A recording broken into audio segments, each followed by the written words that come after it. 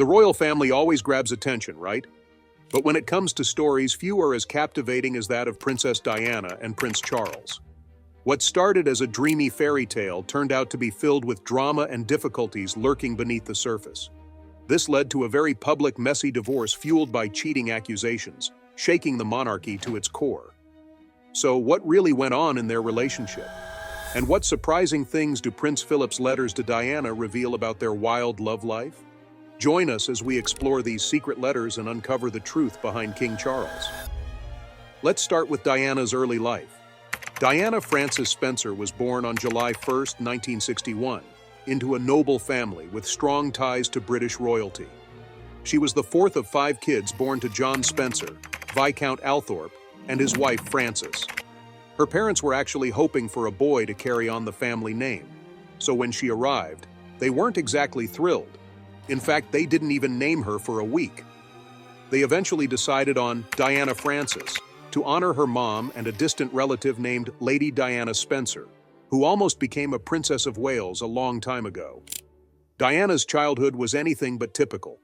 She was born at Park House on the Sandringham estate in Norfolk, renting from none other than Queen Elizabeth II, whom young Diana affectionately called Aunt Lilibet. Growing up, she played with Princes Andrew and Edward when they visited Sandringham House. Life seemed to have royal perks, but family life wasn't all that glamorous.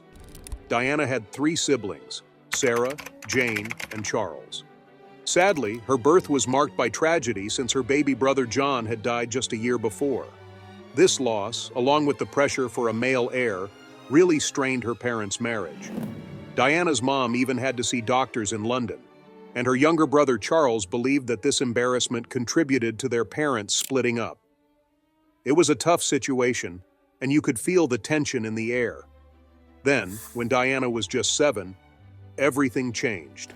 Diana's parents had a tough time for years, and they finally decided to get divorced. After that, her mom, Frances, found love again with a guy named Peter Shand Kidd, and they got married in 1969. But before that, things were pretty messy in the Begley household. At the beginning of 1967, young Diana was living in London with her mom, but by Christmas that year, things took a turn. Diana's dad, Lord Althorp, wouldn't let her come back to London after the holidays, and sadly, Frances lost custody of Diana and her 3 siblings. This situation was made even harder because Frances's own mother, Ruth Rush, Baroness Fermoy, was involved in the custody fight. She didn't like that Frances was with Peter, whom she thought was just a man in trade, and shockingly, she spoke against her daughter in court, saying Frances wasn't a good mother. Because of that, the court gave custody of all 4 kids to Lord Althorp. This betrayal really hit Frances hard, and many think it pushed her into a sad and reclusive life, always mourning the loss of her kids. In 1966, Diana's dad remarried to Rain, Countess of Dartmouth, which only added more chaos to Diana's life. Her relationship with her stepmom was anything but easy. Diana saw Rain as bossy and even called her a bully. Things got so heated that once, in a moment of anger, Diana pushed Rain on the stairs. It's clear that Diana's childhood was not the fairy tale people often imagined. She later described it as very unhappy and filled with chaos. When her dad became the Earl Spencer in 1965, Diana became Lady Diana, which came with another big change. The family moved from Park House to Althorp, the huge family estate in Northamptonshire. Even with all the titles and the fancy home, Diana's early life was full of emotional ups and downs, setting the stage for the complicated person she would grow into. With her ties to the royal family, you have to wonder why she hadn't met Prince Charles yet, and when would she finally get her chance to meet him. The first encounter. On a warm summer day in 1980, Diana's friend Philip de Pass was throwing a lively house party in New Grove near Petworth. That's where 16-year-old Lady Diana Spencer first met 29-year-old Prince Charles. They ended up sitting next to each other on a hay bale at a barbecue after a polo match, sharing laughs and chatting with everyone around them. Diana, being her caring self, reached out to Charles about something heavy he had recently gone through, losing his great-uncle, Lord Mountbatten, who was tragically killed by the IRA just a year before. She told him, "I felt so sorry for you when I saw the funeral. It just seemed wrong. You must be lonely, and you deserve someone to take care of you." Her kind words really struck a chord with Charles, who was feeling fragile at that moment. Penny Junor, who later wrote about their relationship, highlighted how Diana said just what Charles needed to hear right when he needed it. But this wasn't their first meeting. Charles and Diana had actually crossed paths 2 years before that in 1977 when he was dating her older sister, Lady Sarah. During a visit to Althorpe, the Spencer family home, he noted that Diana was quite jolly. They bumped into each other again at Charles's 30th birthday party at Buckingham Palace in November 1978, and also at a shooting weekend with Queen Elizabeth II in January 1979. While her sister didn't seem taken by Charles, Diana felt differently. According to the Diana Chronicles by Tina Brown, she confided in her friends saying, "I will marry him, Charles. He's the only man I can't divorce." However, in an interview with biographer Andrew Morton, who wrote Diana, Her True Story, Diana mentioned that she didn't fall for him at first sight.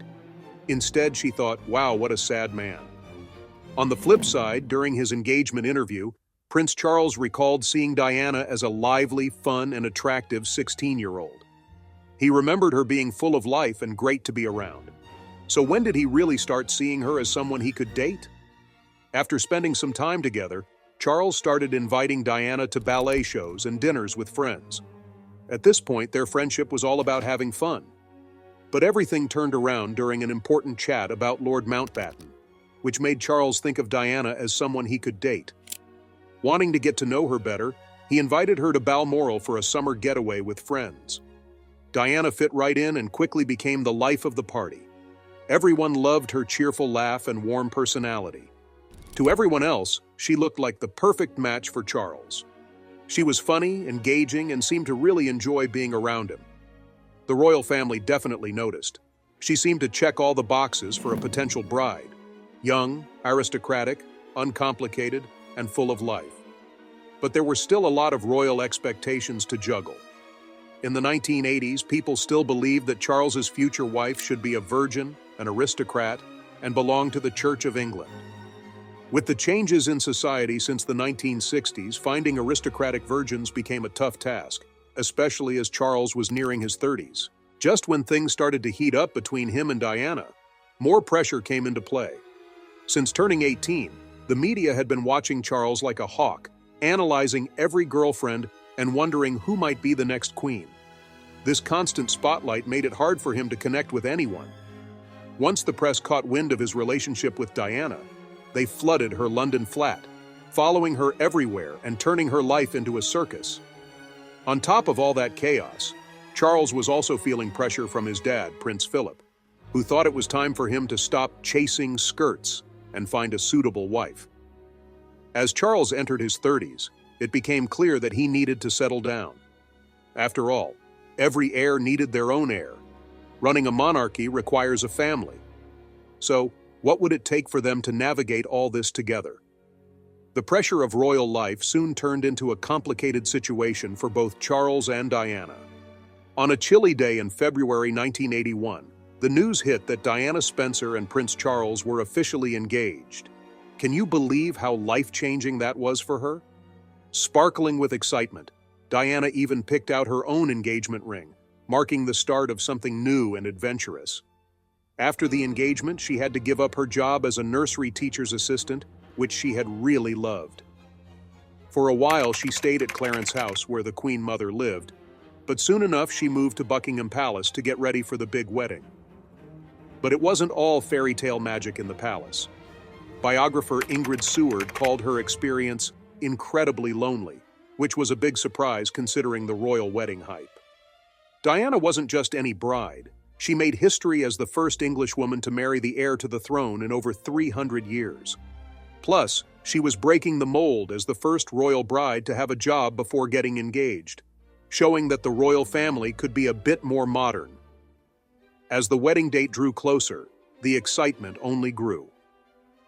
On July 29, 1981, just 20 years old, Diana became the Princess of Wales. They picked St. Paul's Cathedral for the grand ceremony because it could hold more people than Westminster Abbey. This wedding was a real showstopper, often called a fairy tale wedding, watched by a staggering 750 million people around the globe. with tons of fans braving the rainy London streets just to catch a glimpse of the happy couple. When Diana walked down the aisle, she was beaming with hope and joy. But in a moment of nerves, she accidentally called Charles Philip Charles Arthur George, getting a few laughs from the crowd. In a move towards a more modern union, she also chose not to include the vow to obey her husband, creating quite a buzz at the time. And of course, her wedding dress was nothing short of stunning. At first, the dress was worth £9,000, but now it's worth about £43,573. It had this gorgeous 25-foot train that floated behind like a beautiful cloud. The royal family quickly saw her importance. After the wedding, the Queen gave her lovely gifts to welcome her into the family, like the stunning Queen Mary's Lover's Knot tiara and the special badge of the Royal Family Order of Elizabeth II. But little did they know, trouble was brewing with Camilla. What would her arrival mean for their relationship? In the early 70s, Prince Charles met a woman named Camilla Rosemary Shand through a friend named Lucia Santa Cruz. He couldn't forget how her smile lit up the room and how her laughter was so infectious from the minute they met. Camilla felt refreshing to Charles, who seemed not too worried about his royal image, which only drew him closer to her. He started calling her more and wanted to see where this connection could go. But then life took a turn when he joined the Royal Navy in 1971. Being apart made things tough, and on top of that, everyone thought Camilla wasn't exactly the right match for him. People gossiped about her not being pure and lacking the right noble background. So they had to part ways, both feeling like they had lost something special, realizing their fairy tale might not come true. While Charles was stationed in the Caribbean, Camilla moved on and got engaged to Andrew Parker Bowles, someone connected to Charles's own family. This news hit him hard. He even tried to stop the wedding because he felt it was heartbreaking that they had such a short, happy relationship. In a letter, he poured out his feelings, reminiscing about their beautiful times together and how everything had changed. Even with the heartbreak, Charles and Camilla stayed friends and kept their connection alive, even after she married. As the years went by, their relationship started to spark again. In the late 1970s, around 1978 or 1979, things were getting pretty personal between Charles and Camilla, while Camilla's husband seemed to ignore it all. There were whispers that Andrew knew about the affair but didn't mind, maybe even liked the idea of his wife being involved with someone who could be king one day. As Charles was figuring out this tangled relationship, he became interested in another young woman, Lady Diana Spencer. Coming from an aristocratic background, Diana looked like the ideal match for the future king. While Charles was dating Diana, he still had a strong bond with Camilla, and they were seen together at one of Charles's races in 1980. But little did anyone know, the royal drama wasn't finished yet, and the lives of these three would keep the public hooked. During the early days of Diana and Charles's relationship, Diana felt that Charles's link to Camilla was more serious than it seemed. At just 19, she might not have fully understood how deep their relationship really was. She sensed something wasn't right, but she probably didn't grasp the full picture until they got engaged. Small clues about Camilla's continued importance in Charles's life made Diana uneasy. One revealing moment was when she found cufflinks Charles had received from Camilla, engraved with interlocking C's to represent both of them. This discovery upset Diana a lot, and every time she saw those cufflinks, it reminded her that Camilla still had a strong hold on Charles, even with their wedding coming up. Looking back later, Diana admitted how uncomfortable Camilla made her feel. Back then, though, the royal family was close-knit and old friends stayed in touch. To a young Diana trying to figure out royal life and old friendships, Camilla's relationship with Charles might have seemed harmless at first. But as time went on, it became clear that their bond was much deeper than she had imagined, and it really worried her. When Diana tried to share her worries with the royal family, she didn't get the support or understanding she hoped for. It wasn't because they didn't care. It was just how the British royal family managed personal issues, and it was so different from what Diana was used to. They had a long history of keeping things bottled up, with a motto that basically said to stay calm and keep your struggles private. That often meant uncomfortable topics got pushed aside instead of talked about. For the royals, staying composed and discreet was key, and showing emotions could be seen as a weakness. In this setting, Diana's need for openness really clashed with the family's reserved approach. Being sensitive and expressive, she longed for warmth, validation, and a safe space to share her feelings. She wanted to talk about her worries, especially her suspicions about Charles and Camilla, and she needed her new family to reassure her. But instead of getting compassion, her worries were brushed off, making her feel alone and misunderstood. Was there really no one who could reach out to help her? Diana had a tough time dealing with her struggles, often feeling like she didn't belong in her own family, starved for the emotional support she needed. To escape her loneliness and the intense pressures around her, she threw herself into charity work. This not only gave her purpose, but also helped her connect with people outside her family. By helping others, she found a way to channel her energy and temporarily forget her inner battles. On the flip side, Diana also dealt with bulimia, an eating disorder she later said was a coping mechanism for her deep emotional pain. The need to look perfect in public mixed with her relationship troubles really affected her mental health. Diana sought help and opened up to her close friends, but she mostly kept her issues hidden from the public eye behind her cheerful image. Surprisingly, Prince Philip, who many saw as the tough, no-nonsense member of the royal family, had a stronger bond with Diana than most people knew. Even though he was known for being straightforward and sometimes controversial, he really cared about his family and the monarchy. That sense of responsibility pushed him to get involved and try to help with the problems in Diana and Charles's marriage. The Queen and Prince Philip wanted Diana and Charles to communicate better and hoped they could work things out. Despite his reputation for being blunt, Prince Philip wanted to provide practical advice based on his own experiences of living a royal life. He aimed to make Diana feel less alone and to help her find understanding while dealing with royal expectations. Unfortunately, the deep issues between Diana and Charles were just too tough to fix. So some think that's why Prince Philip started writing her letters. In the summer of 1972, when things were tense in the royal family, Prince Philip took some time to think about the struggles Diana was facing. He decided to reach out to her with a heartfelt letter, hoping to show her the complexities of being in the royal family and the challenges that often get hidden behind their polished appearances. As he wrote, Prince Philip wanted Diana to know he was there for her, especially when her marriage to Charles was in trouble. He made it clear that he wanted to help both her and Charles, reassuring her that he would do his best. Yet, with a bit of humility, he admitted he wasn't really a marriage expert. This honesty felt refreshing in a royal world that often kept emotions under wraps. His message wasn't just about recognizing what Diana was going through, it also reflected the royal family's views on affairs. He spoke openly about the importance of loyalty and the struggles that come with it. What would it mean for Diana to hear this kind of support? Charles had a relationship with Camilla that worried a lot of people. It seemed a bit reckless for him to risk everything for this romance, especially when it could hurt the monarchy. You could sense the protective side of Prince Philip as he wrote to Diana, clearly aware of how personal choices could reflect on the family's reputation. He wanted to reassure her that, in his eyes, no one would choose Camilla over her. His message aimed to boost her confidence, remind her of her value, and help ease some of those doubts she had. He even signed the letter with "Fondest love, Pa," which was a nice reminder of their close connection despite the chaos surrounding them. But there was a tricky part to Philip's letter. He asked Diana a tough question. Could she really say that Charles's relationship with Camilla had nothing to do with her own actions? This question showed that he understood the complicated feelings in their marriage. It pointed out that both Charles and Diana played a role in the issues between them.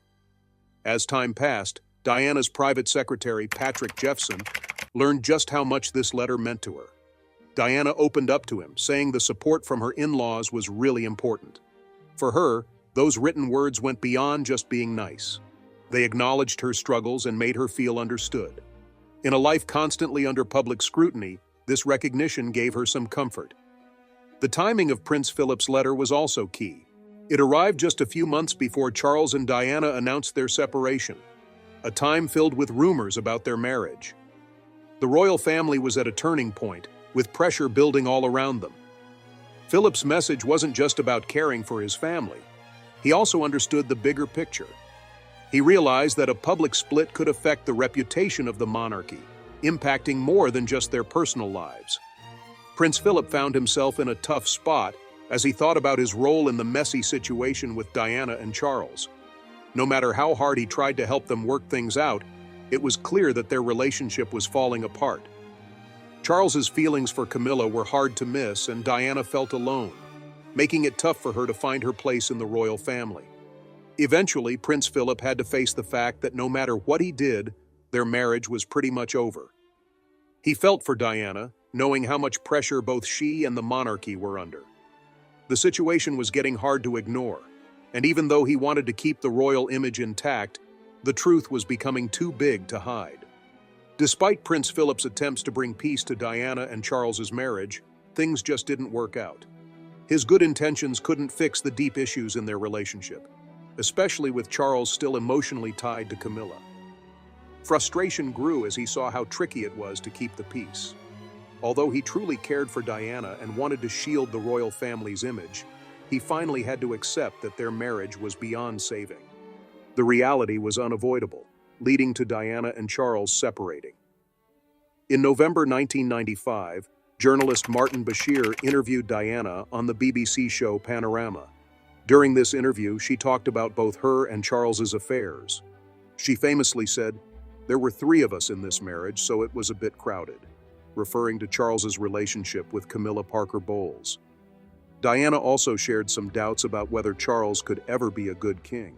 Several writers like Tina Brown, Sally Bedell Smith, and Sarah Bradford backed up Diana's claims in the interview regarding her battles with depression, bulimia, and self-harm, with the transcript proving many of her struggles with mental health. What other struggles did Diana face behind the scenes? Some biographers have pointed out that Diana may have dealt with borderline personality disorder because of all the struggles she faced. The interview she gave changed the game within the royal family. On December 20th, Buckingham Palace announced that the Queen had told both Charles and Diana it was time to get a divorce. This advice came after 2 weeks of back and forth, and it had the backing of Prime Minister John Major and senior advisors. Soon after, Charles agreed to the divorce in writing. By February 1996, Diana confirmed she was on board following talks with Charles and the Queen's team. But it upset people at Buckingham Palace when she publicly shared the agreement and its details. By July 1996, they finally settled on the divorce terms, which included sharing custody of their kids. Diana got a one-time payment of £17 million, about $40 million today, and an annual allowance of £400,000. They also signed an agreement that kept them from discussing their marriage or divorce details publicly. Just days before this, new rules were issued about royal titles after a divorce, which meant Diana lost the title Her Royal Highness and was known as Diana, Princess of Wales. Still, being the mother of the future king kept her in the royal family's good graces, and she had the same status as when she was married. All in all, Diana's relationship with Prince Philip was kind of rocky. They didn't always agree, and he didn't always support her public image. But his letters show he really wanted to keep the family together and support Diana during those tough times. While Charles leaned on Camilla a lot then, Philip's quiet support for Diana was really important as she faced some of her toughest years. It seems like Philip's efforts to stand by Diana weren't just about loyalty, they were about protecting the royal family's future. By supporting her, he was thinking about William, Harry, and the monarchy itself. His recently revealed letters show a man who genuinely cared about maintaining family unity. Even though he seemed tough, he really supported Diana during her toughest times. Princess Diana's sudden death in 1997 shocked the whole world and broke the hearts of many people who had loved her for years. After her sad passing, her devoted butler, Paul Burrell, kept her secrets safe with strong devotion. But Burrell has finally chosen to speak out, and he told a shocking truth that no one saw coming. He said that the real problem from the start was that Charles didn't know what love was. He talked about his time with Diana in a way that was very personal and eye-opening.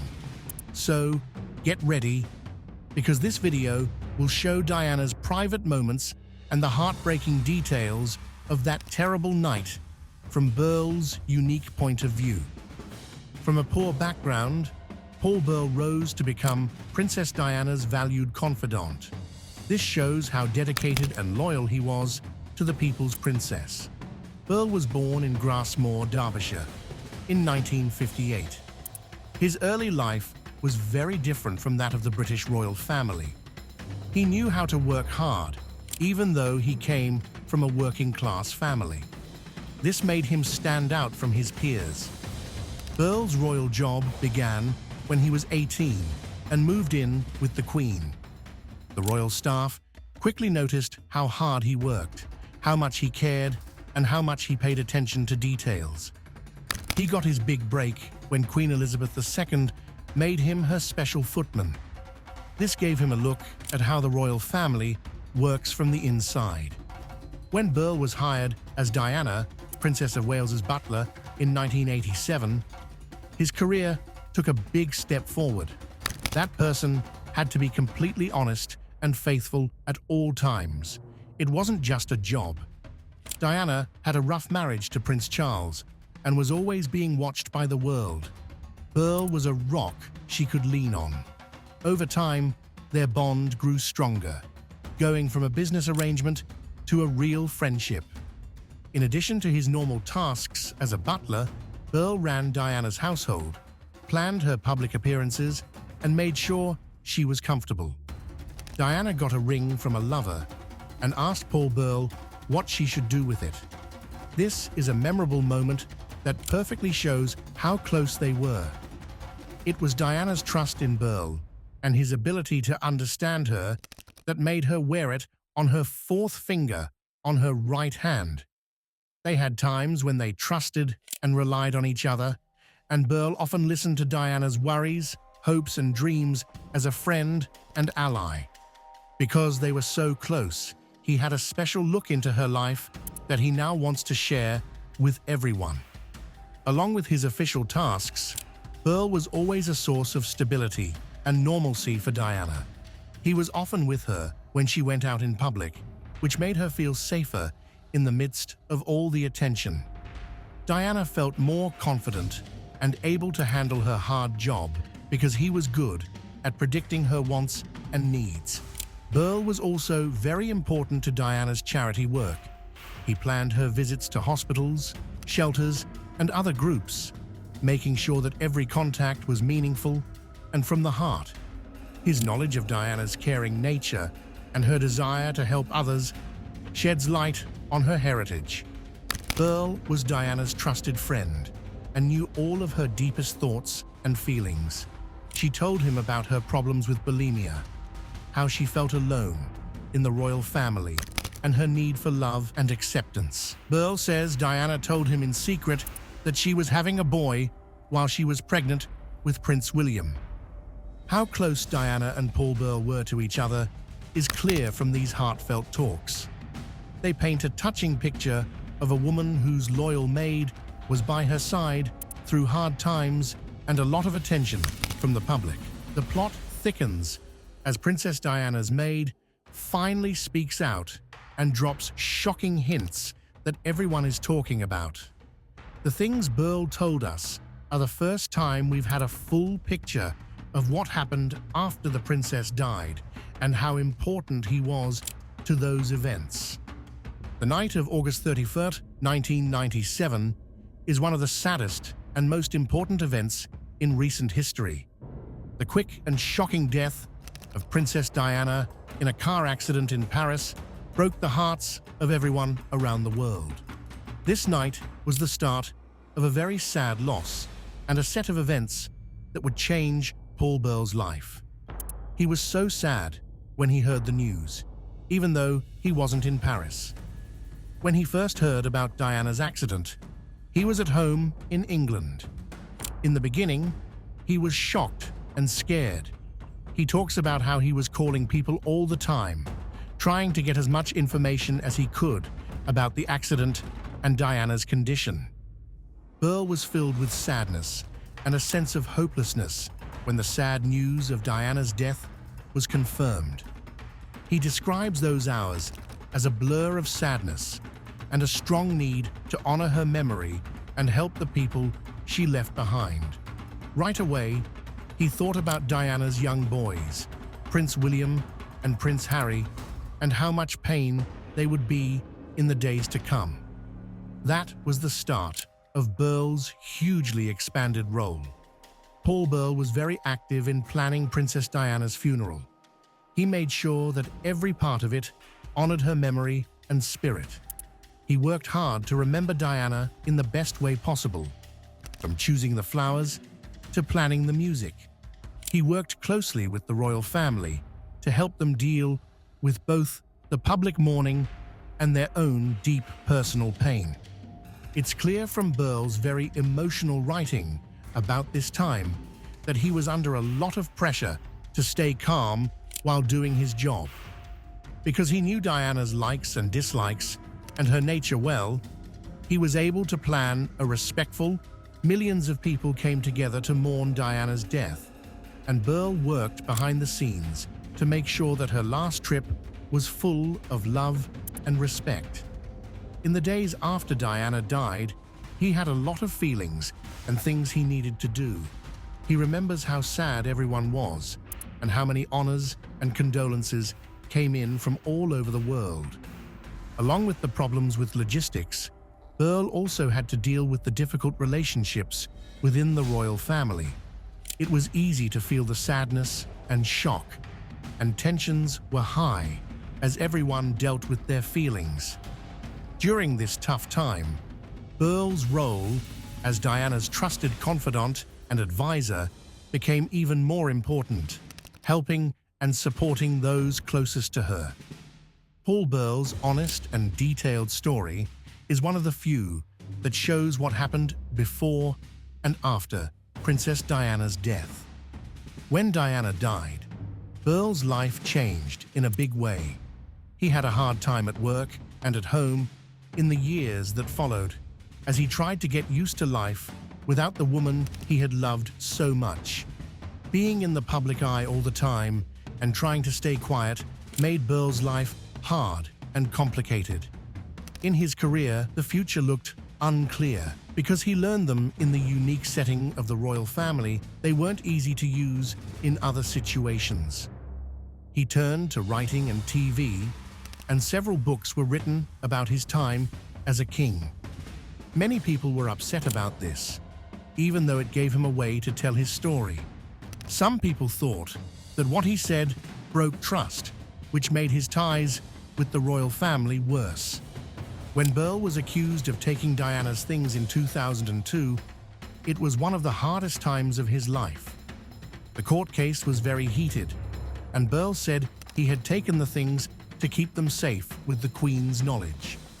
After the Queen confirmed that Burl had in fact told her about the things, the case was finally dropped. But the debate brought out how many people were uncomfortable with Burl's close relationship with Diana, and it was clear that some people loved him. Even though Burl was deeply sad, he had a long and difficult road ahead of him. Many people paid more attention to Paul Burl after Princess Diana died than they ever had before. Every part of his life was looked at closely, and a lot of the time, it wasn't pretty. He had to deal with charges, wild rumors, and harsh public judgment, all the while trying to keep things normal. He felt a lot of mental and emotional pain from this constant pressure, which made him think a lot and have doubts. Even though things were hard, Burl was still determined to honor Diana's spirit. That's when he finally broke his quiet. He wanted to end things and tell the truth. He knew that talking about his experiences would help people get a fuller picture of Diana's life and impact by showing them the real woman behind the public image. Paul Burl then began to tell his story. He stopped keeping Diana's secrets for years and started talking about them in public, in interviews, and in books. His statements shocked and touched people deeply. He was honest about Diana's mental health problems, how lonely she felt in the royal family, and her ongoing search for love and respect. Letters from Diana that had never been seen before were one of the most shocking things he said. Diana wrote these letters to talk about her worries about a possible plan to damage her car. It's scary to think that she might have known about possible threats to her life after this new information came to light about her death. After Paul Burrell broke his silence, there was a lot of new debate and speculation in the news and among the public. Many long-held suspicions about Diana's death were confirmed, which added fuel to the fire of the ongoing discussion. Burrell felt a lot of different feelings when he told his story. He said it was both healing and painful, like going on a trip through happy memories and scary ones.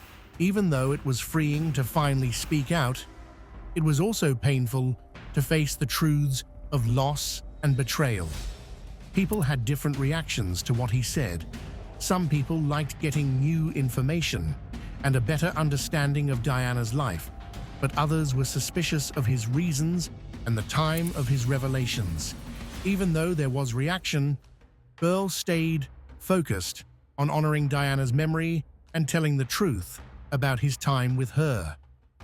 Burrell broke his silence to clear up misunderstandings and stories about Diana's life and death. His in-depth and personal account gave us a more humanized view of the princess, showing her flaws and strengths and the huge effect she had on those around her. Burrell's admissions were about more than just his own problems.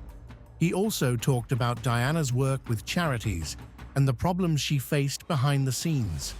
He told stories about how Diana used her fame for good, often going up against red tape and opposition from the royal institution to support the causes she cared about. Paul Burrell's revelations gave a clear picture of Princess Diana's private life and showed how brave she was and how much she cared about important issues. His stories showed how hard she worked to make the world a better place by talking about her fights against poisons and her work with HIV/AIDS patients. Burrell also told us about Diana's love life, including her friendship with Dodi Fayed.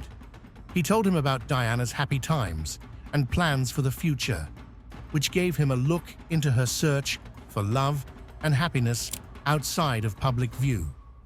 What happened to Burrell when he broke his quiet changed him. It freed him from the weight of keeping secrets and let him respect Diana in a way that felt true to his life. People had different reactions to what he said, but there is no doubt that it helped people learn more about Diana and her lasting impact. People got to know Princess Diana's private life in a way that had never been possible before through Burrell's stories. His stories showed not only how compassionate she was in public, but also how deeply she cared about other people. He talked about how Diana often went out of her way to help people who were in need. For example, she would visit hospitals and shelters without drawing attention to herself and offer comfort and support to those who were hurting. These stories that were never told gave us a fuller picture of Diana. They showed her as a complicated person with many sides who really wanted to make the world a better place. Paul Burrell's revelations about Princess Diana's personal life showed how kind she was and how much she wanted to make a difference in the lives of those less wealthy. He talked about how Diana went to hospitals and homes because she really cared about other people and wanted to help them. Burrell also talked about how Diana was weak and how she wanted to be happy. In his talk, he talked about how her bulimia got worse because of the stress of her public role and her difficult marriage. Diana's private statements to Burrell about being lonely and feeling inadequate were heartbreaking. They were very different from how confident and beautiful she seemed in public. Diana loved her kids very much and worked hard to make them feel like their lives were normal, even though she was a princess. She often played with them and made memories that will last a lifetime away from the stage. It was clear that she loved Prince William and Prince Harry and was eager to make sure they were happy and healthy. Burrell also talked about Diana's love life. including her hopes for true love and the broken hearts she went through. Her troubled marriage to Prince Charles is well known, but Burl's writings gave us a better look into the mental problems she had. He also talked about how she felt about her relationship with Dodi Fayed, which was one of love and respect. The sad end of this relationship in a car accident showed how Diana was still looking for love and happiness. Diana's emotional journey was shown in Burl's stories, as well as the unusual steps she took to protect her privacy and the privacy of those she cared about. Paul Burl told some touching stories about how Princess Diana did a lot to keep her life normal, even though reporters were always following her around. He talked about how Diana would meet with friends and confidants behind closed doors to avoid the cameras that were always there. It was clear that she wanted a normal life and was always trying to find the right balance between her public duties and her personal time. One story that really moved me was about Diana's secret visit to a young boy with cystic fibrosis. Diana's deep empathy and compassion were shown by this act of kindness, which Burl set up to avoid media notice. For her, these private meetings were very important because they gave her comfort and a sense of purpose through personal connections. Burl also helped us understand how close Diana was to famous people like Elton John and Gianni Versace. Having these relationships gave Diana support and friendship during hard times. They also gave her a sense of connection and understanding that was missing in the royal family. Burl gave us a better picture of Princess Diana through these personal stories. He talked about not only how strong she seemed in public, but also how weak she was and how much she cared. People were able to see Diana as a complicated person who dealt with big problems with grace and strength thanks to these stories. Paul Burrow's knowledge of how the royal family works helped us understand better the problems Princess Diana had. He saw for himself how her close relationships with important family members, especially Prince Charles, affected her life. Burrow said that Diana's early marriage days were bright and full of promise. Everyone loved seeing the young couple start their trip together, but it was clear right away that the marriage was having problems. Diana's relationship with Charles was very tense because he was still deeply attached to Camilla Parker Bowles. Diana felt a lot of pain and fear because of this situation. In her story, Burrow talked about some tense times between Diana and Charles, showing how it affected her emotionally. He talked about a clear memory of a fight between Diana and Charles when Diana found a ring that Charles had meant for Camilla. Diana was crushed when she saw this sign of his ongoing relationship with Camilla. She cried and felt very lost. Burrow said that this moment showed how hard things were for Diana because she was dealing with cheating and mental neglect in her marriage. Diana had a lot of different kinds of ties with other royal family members.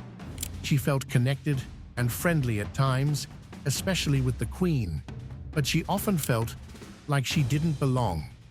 She and the Queen loved and respected each other, but sometimes they didn't understand each other because of age and culture differences.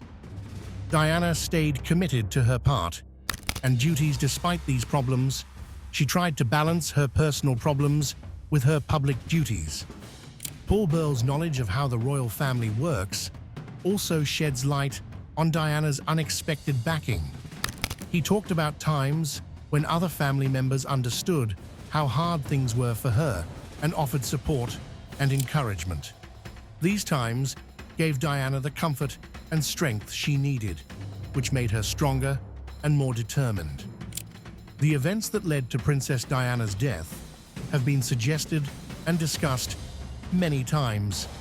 These conversations started up again after Paul Burl's revelations, which brought up new facts and unsettling questions about the official story of her death.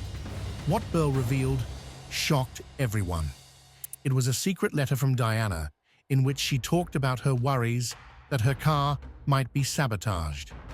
This letter made it seem like Diana knew that her life might be in danger, which added another layer of mystery to the terrible events of August 31st, 1997. Because this letter was found, there were ideas that Diana's death might not have been an accident, but rather the result of a planned murder that involved people in the royal family.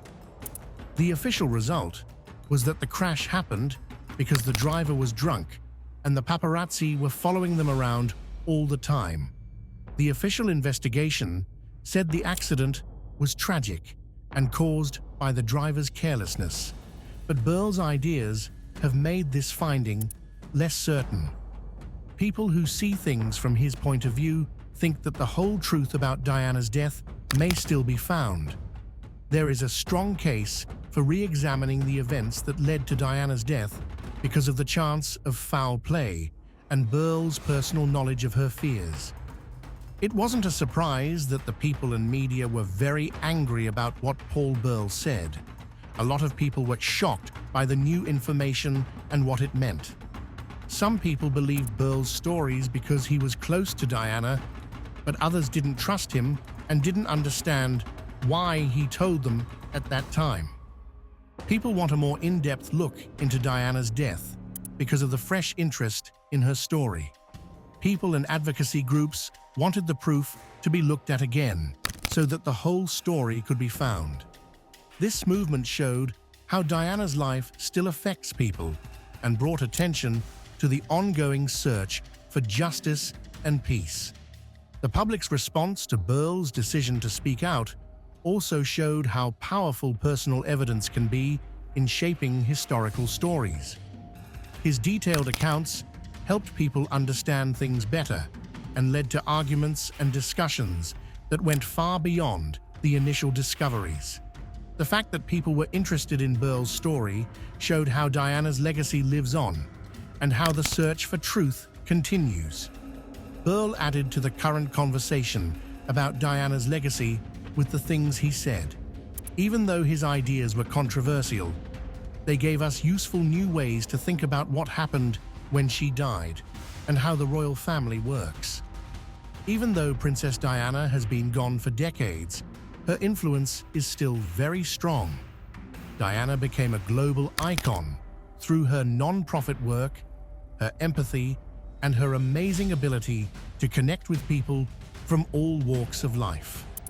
Paul Burrell, Diana's butler, talked about how dedicated she was to helping others and how she was a real leader in spreading information about AIDS, landmines, and homelessness. When she did charity work, Diana was known for getting her hands dirty. She often went to hospitals, shelters, and disaster areas to show support and kindness. One of the most important things she did was to stop making AIDS look bad by shaking hands with people who had it. This showed how committed she was to human rights without fear. When Burrell thinks about Diana's legacy, she hopes that she will be known not only for her sad death, but also for her important contributions to society and her strong spirit. He thinks that her life should make people more caring and active.